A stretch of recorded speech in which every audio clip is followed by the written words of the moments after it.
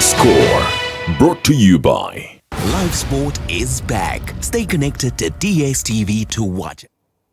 Live Sport is back with the home of Live Sport. Very fast, we are going to be joining another gentleman from the United States. His name is Chris Whalley. He is the head of men's football at the Chowan University in the United States. Now, he has been holding this position for 11 years. And Clive, I was reading about Chris and what a resume this man has got. Chris, how are you doing? Hello. Hello, Uganda. How are you guys? We're all right. Yourself? Yeah, I'm okay. I'm sitting outside here at the soccer field, so I'm doing good. Oh, you're doing good. What time is it? It is about 3 o'clock American time. Oh, well, I can see. It should be baking hot out there. Let's make it fast for you. Well, thank you. Very fast. Let's talk about you. What a resume you've got. I was reading about you. You've been at the Chowan University for what, about 10 or 11 years? Tell us about you and your role at the Chowan University. What's the Chowan University anyway, for Ugandan watching? Yeah, so Chowan University is a university and we play athletics, not just soccer, but all different sports within the university system in the United States. The United States University Athletic System, the NCAA, is the biggest in the world. And universities throughout the country invest millions of dollars into scholarships to allow student athletes to not just play soccer, but to play, tennis, football, hockey, all the different sports that we love and love to watch. And that allows students to then be athletes at the same time, so they get an education, get a degree, but they're also getting to play the sport they love. Now in the United States, that system for soccer is realistically a farm system to help young soccer players get the opportunities to get seen by MLS teams and professional teams to then try and play professional after college. Oh, could you have a few names of footballers playing in the MLS or other leagues that have been through your system? Through the system, you've got guys in the Premier League, Tim Howard, people like that. And then also you've got Jack Harrison, who plays for Leeds United, who are going to get promoted into the Premier League. Yeah. He played for Wake Forest, which is in North Carolina, where we are. Yeah. I've had two young men, Harrison Delbridge and Paul Nicholson, both played for me, who went on to play for Cincinnati United in the MLS. So guys have got all over the world, and not just from my university, but more universities go all over the world to play. Okay, now that was just to set the scene. And Chris, you spoke two keywords that any African would love. One, all over the world, and money.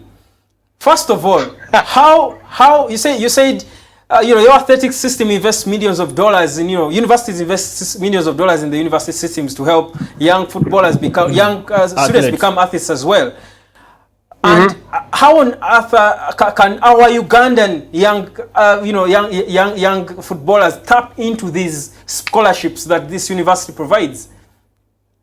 Well, so for example, there's hundreds of universities throughout the country. If a young Ugandan boy or girl were interested in coming to the States to get a degree and play athletics, they could get onto websites and check out information about universities that they might be interested in, and then reach out via email. We were talking about social media earlier. All the coaches in the world now in the United States are recruiting via email. We all have cell phones. We're doing this via Skype. So you are able to connect with the American coaches quite easily. The coaches' information is all over their websites. They want top players from all over the world to reach out to them. And so that's a great opportunity. For me, for my university, I was actually very fortunate to travel around the world. I was in Dubai last year, and I met Patrick, who works with the Excel soccer program there in Uganda, and was fortunate to actually see some Ugandan soccer players there. And we're actually now recruiting some of them for that. We call it soccer here in America. I apologize. We all know it's football, isn't it? Yes. Tell us about the Ugandan footballers from the Excel Soccer Academy, the young boys and girls you saw playing football. How was the quality? I thought very, very good. Very, very good. I think I listened. I really enjoyed what Alex and you guys were talking about. And I apologize. Alex is probably a lot better to look at and a lot more fun to listen to than me. But I think one of the things that he touched upon, and I do agree, is and I think you guys mentioned it, the African players generally have got great athleticism, but you were talking about have they got maybe the knowledge and maybe the tactical awareness? Is there an infrastructure there yet for those players to develop that? But for me, what I actually saw was that was light years ahead of where I thought it was going to be. And I think a lot of that is perhaps down to the people like Patrick. They're doing a great job in your country in improving and in developing these young men and women, obviously, into becoming great footballers. Let's talk about your university. You had men's football, if I'm right, at the Chowan University, right? And you're a football coach, are you? Yes. Yeah, you're a coach as well. From your experience, when you think about Africa, because there is lots of, many say, the dream to live is in America. It's the American dream. There's even that that's a slogan, if I would call it, or an adage, if I would call it that, living the American dream. Do you people think about Africa? Is Africa close to you when you're thinking of places to recruit talent, to recruit students, even if it's not in soccer or football? Do you think of Africa? How close is Africa to you? Not at all. I think recruiting in this country, in the United States, goes in waves. I'm English. I was sold on the American dream 20 years ago. I've now got a wife and children. I've got a great job and I love what I do in this country. And then I know so there's a lot of Europeans have come over. Then you may have a lot of people from the Middle East come over. But I know Africans have come over for all different sports, for basketball as well, and for soccer. And I don't think, I think American coaches are always looking for that next opportunity to recruit hidden gems, if you know what I'm saying. And when I was talking to Patrick in Dubai about the young men from Uganda, I feel like these guys, they're hidden gems. And if we can find them and maybe polish them and clean them up a little bit along the way, then we can have something that really sparkles. For a youth football coach in Uganda watching you right now, they would probably want to know why some players get to make it, why other players don't get to make it, because you've dealt with thousands of them. Why is it that some get to make it and others fail to make it? That's a good question. I actually want to, before I answer that one, I actually have a young man on my team from Morocco right now, but I've also had Cameroonian players and Nigerian players in the past. So I think there are a bunch of African nations sending players over. I think for us, what we say, and we say players all around the world, it doesn't matter where they're from, a big thing we're looking at is the mindset. How are they going to be able to cope with the challenges of not just on the soccer field, but of life? In a university setting here where we work, they may struggle in a class. Is that going to affect everything in their day? They maybe break up with their girlfriend or something along those lines. We're looking for people who've got strong minds who can figure out challenges in life. People who are successful in life often go through difficult times. And it's how you go through those difficult times and how you come out the other side. And so a lot of our recruiting is not just about who's the most skillful. It's about who wants it the most, who's going to work the most. And whenever you read books about the top players in the world, Ronaldo, Messi, all these guys, they really, really worked on their craft to become great soccer players. Just like the great musicians did and just like the great writers have. You don't suddenly become very, very good at something. You have to practice. Well, there is a notion, and I'll say it here, and I'm speaking from a totally Ugandan perspective. There is a notion that the Western, and I'll categorize the United States, Europe, and everywhere as the West. There is a notion that the Western world is not exactly as receptive to African talent. They feel sidelined. They feel like they're on the fringes. Is it a fallacy? I don't know. Perception is how you guys perceive it. For me, from someone from Europe and someone who's lived in the United States a long time, I don't see it as that. In terms of soccer, you guys were talking earlier. Nigeria won the World Cup. Won the Olympics. Was it in 1990? 96, I think. Yeah, exactly. So, who was the best player in the Premier League in the 2000s? I'd say probably Didier Drogba was one of the very best. Samuel Eto'o. You've got guys from all over Africa who are fantastic soccer players. And then you look at, some very good Africans are going to play basketball in the NBA. So if people do look at it that way, I think they're being very naive. Oh, yeah. Amazing. And as I was saying earlier, I think one of the things that might be a challenge for your country and a lot of African countries is just the infrastructure. Maybe these young people aren't able to get their message out as easily as people in the Western world per se are. Does that make sense? Yeah, a lot of sense. I don't know if you're the right person to answer this, but I'll ask it anyway. One of the viewers asked why countries from West Africa actually do have lots of players making it to the big stage.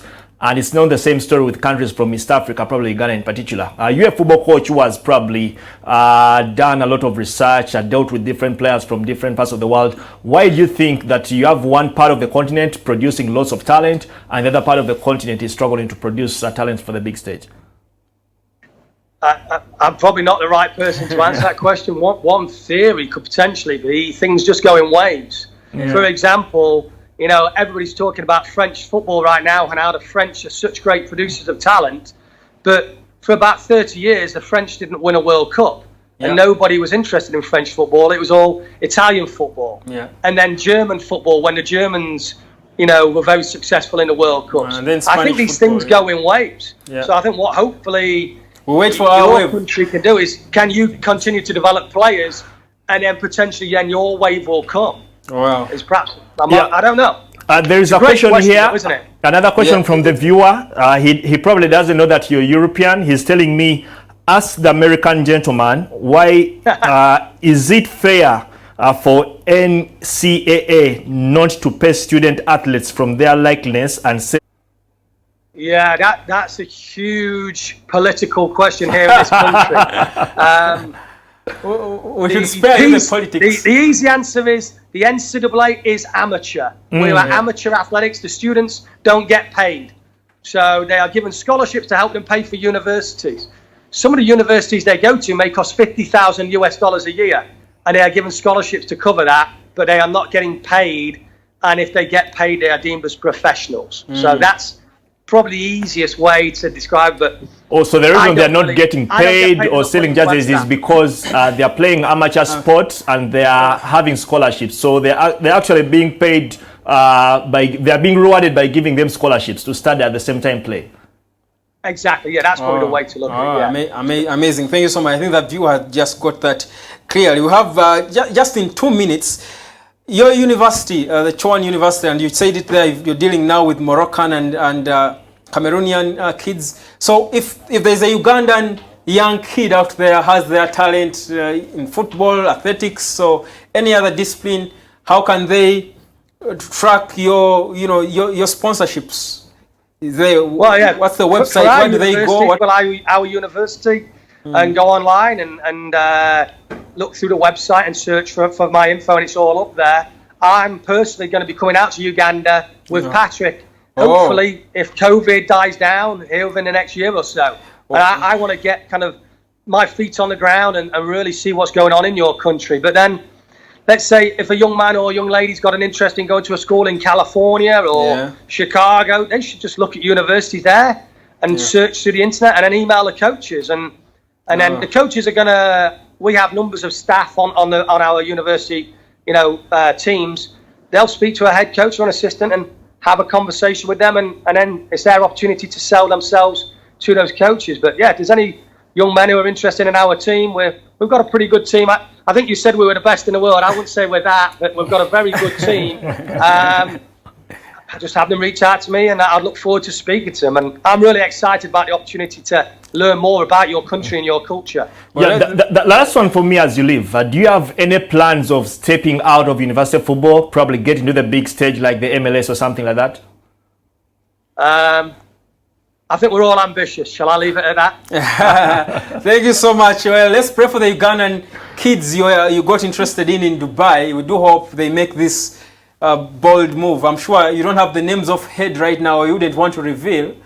But we are praying for them. We're not allowed to do that. That's against the rules. But yeah, we are talking to a couple of young men, and we're very excited about it. And it'd be a pretty cool story if we can get one of them here, and then you can maybe do another story on that when they're over here with us. Yeah, that would be amazing, really. Well, we have a Ugandan in the MLS called Mike Azira. You've heard of him? Yeah.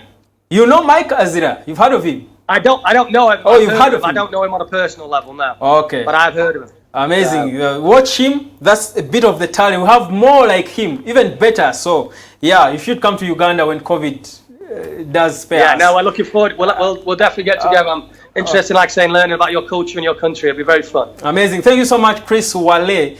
That's the head. Thank you, guys. Thank you. Cheers. The head of men's football at the Chowan University in the United States. I think, really, for any kid out there, the reason I was asking these guys why, these questions about Africans, when you talk to many people, and I keep saying it's mindset for me, many kids you talk to have this notion that Africa is sidelined by the West, and to get there, you must have a lot of connections. You must be favored. No, yeah, but these guys are telling us that the market is there. Exactly, the market is there. Both the gentlemen we've talked about, I think from all they said, the key word there was mindset. If you have the right mindset, you'll make it. And we've had so many people open doors for us, but because the generation that is supposed to follow next don't have the right mindset, they have struggled. We have a few of the Ugandan players who have made it. We have a few of the Ugandan players who have made it, who have tried to give a helping hand to the other young Ugandan players. We wouldn't want to reveal names here. But one of the reasons why these other players have failed, it is the mindset. If you don't have the right mindset, you might have the talent, but like they always say, talent is not good enough. You must have the right mindset and attitude to survive at the big stage.